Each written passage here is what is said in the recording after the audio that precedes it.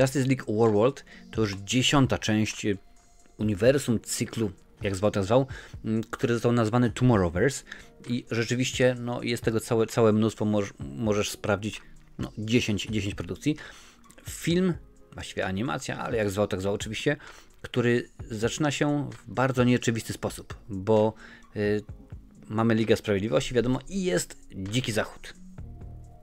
Na początku mamy Dziki Zachód, potem mamy nagle czasy starożytne, potem mamy lata 40.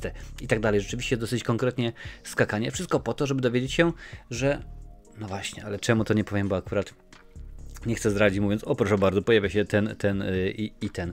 Nie, rzeczywiście akurat animacje DC i tutaj rzeczywiście biją na łeb, na szyję, muszę powiedzieć, Marvela. Bardzo mi przykro, drogi Marvelu, bardzo mnie to cieszy, drogie DC, że akurat tak to wygląda. Chociaż swoją drogą nie wiem, szukałem informacji, nie znalazłem, jak powiedzmy ten cały Tomorrowverse, jak te animacje DC wpisują się w nowy pomysł Jamesa Gunna, który objął, że tak powiem, w posiadanie DCU, jak zwał, tak zwał. Czy rzeczywiście będą kontynuowane, czy no jednak, dziękuję bardzo, ten film był już powiedzmy w produkcji i nie będziemy więcej już kontynuować, ale fabuła jest zagmatwana.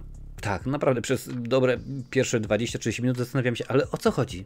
Co tutaj się dzieje? Bo no, pojawia się oczywiście Wonder Woman, jest Jonah Hex, którego film z Joshem Brolinem był delikatnie mówiąc nie najlepszy. No jest Batman, jest Superman, mam wynotowane jeszcze, pojawia się Martian Manhunter, pojawia się m.in. Lobo. Więcej postaram się już nie zdradzać tego, kto się pojawia. No i rzeczywiście tutaj się wszystko zmienia. Wiadomo, że się wszystko wyjaśnia pod koniec, no bo wiadomo jak to musi być przy okazji takiegoż filmu, ale fabuła mnie zaintrygowała, bo zastanawiałem się, ale co tutaj się będzie działo, o co chodzi, czy to jest rzeczywiście produkcja, którą mogę obejrzeć, nie znając pozostałych 9 części. Ja akurat te 9 części widziałem, jak najbardziej, ale to nie jest tak, że kiedy stwierdziłem sobie, ok, Justice League Warworld wyszło, trzeba obejrzeć, no to sobie odświeżę pozostałe 9 części. Nie. Stwierdziłem, idę na żywioł, tym bardziej, że o tym, że jest to 10. część Tomorrowverse, dowiedziałem się dopiero przygotowując się do tej recenzji.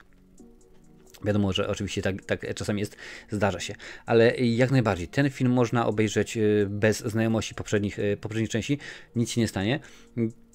Powiem w ten sposób, można obejrzeć bez znajomości poprzednich części, znając je, masz oczywiście tylko i wyłącznie przewagę, bo dokładnie wiesz ten smaczek i tak dalej, ale już kolejnego filmu bez znajomości tej produkcji nie będzie się dało obejrzeć. Bardzo mi przykro, że rzeczywiście tak jest ten film skonstruowany.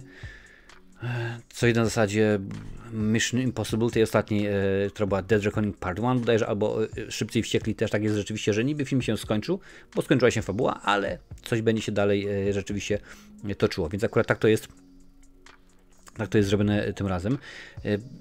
Wzorowano się na najlepszych klasykach oczywiście, jeżeli chodzi o poszczególne etapy, poszczególne czasy, no bo tylko powiem na przykład Wonder Woman i ten motyw na Dzikim Zachodzie był wzorowany oczywiście na filmie Sergio Leone za kilka dolarów więcej, wiadomo, Clint Eastwood i tak dalej, te inne klimaty, więc tylko wzorowano się na najlepszych, no wiesz, chodzi konkretnie o ujęcia, o podobne kadrowanie, jeżeli tak można powiedzieć, ale w tym filmie jak dla mnie co jest najważniejsze, to jest tak, jest ciągłość, to znaczy kreska, stylistyka i jakość jest ta sama, którą ja kochałem. Ona tak naprawdę mogę powiedzieć, że niespecjalnie, no wiadomo, że technicznie tak, ale niespecjalnie się zmieniła od czasów Batman The Animated Series. Cały czas jest podobny wiesz, kształt. No niestety Kevin Conroy nie występuje, bo nie ma go z nami, ale też już od kilku lat, z tego co pamiętam, Kevin Conroy też już nie podkładał głos pod Bruce'a Wayne'a, albo jak to lubi Batmana, więc rzeczywiście tak to jest. Nasze postacie oczywiście mają swoje moce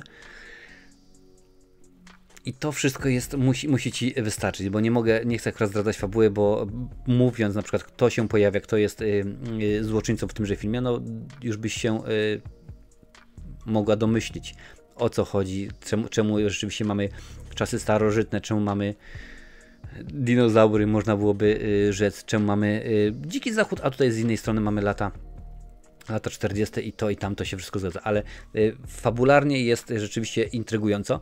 Trochę nie jestem zwolennikiem tego, że tak naprawdę na początku nie wiadomo o co chodzi. Bo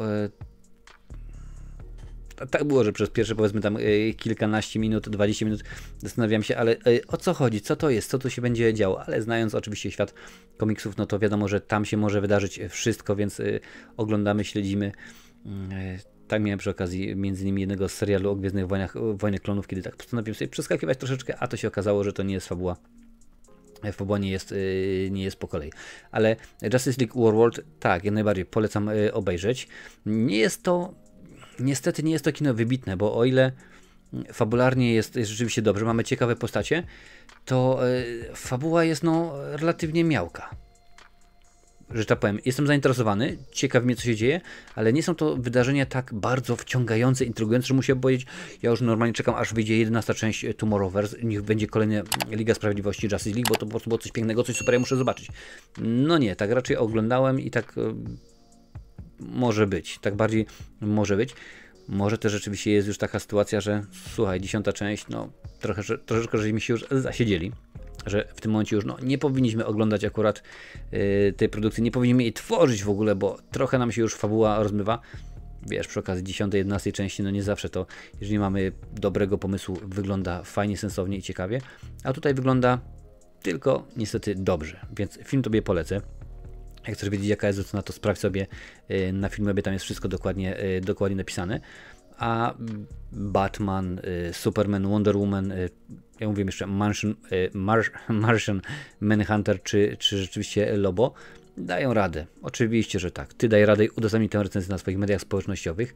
Niech się niesie, niech ludzie oglądają. I czy czekam na 11 część? Tak.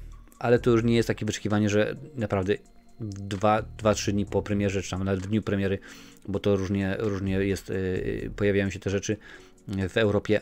Trzeba będzie obejrzeć. No nie, to będzie bardziej na zasadzie jednak James Gunn tego nie skasował, jednak Safran powiedział, no dobra, daliśmy pieczonkę, może być, niech będzie kolejna produkcja, zobaczymy jak będzie tym razem. Spokojnie, będzie czas, obejrzę, a nie, też w ogóle płakać z tego względu nie będę. A tutaj na tej liście jest całe mnóstwo różnych recenzji, oczywiście, że tak, animacji.